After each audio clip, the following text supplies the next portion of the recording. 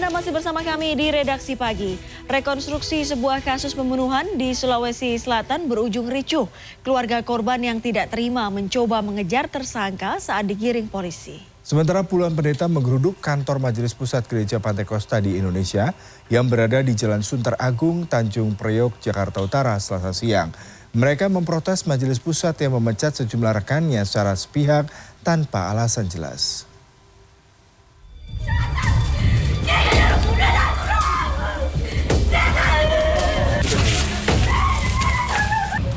Isak tangis ibu korban tak tertahan saat melihat tersangka pembunuh anaknya digiring oleh petugas usai menjalani rekonstruksi di lokasi kejadian di Jalan Jenderal Sudirman, Kabupaten Pinrang, Selasa sore.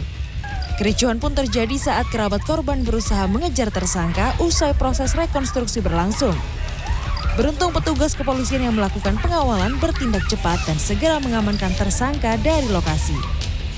Diketahui korban meninggal dunia pada 7 Maret lalu akibat ditikam tersangka. Dari hasil penyelidikan polisi, motif tersangka adalah cemburu lantaran perempuan yang diajak berpesta miras di kamar kosnya masuk ke kamar korban.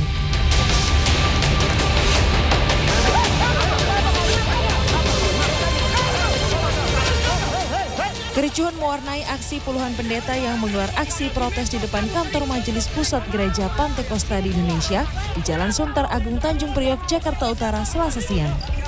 Masa aksi yang tidak diperkenankan masuk ke halaman gereja terlibat aksi dorong hingga nyaris baku hantam dengan pengurus gereja. Mereka memprotes Majelis Pusat yang telah memecat sejumlah rekan mereka dari jabatan pendeta di sejumlah daerah secara sepihak tanpa alasan yang jelas. Sementara pengurus kantor Majelis Pusat Gereja Pantai Kosta di Indonesia yang berada di lokasi tidak ada yang dapat memberi keterangan terkait hal ini.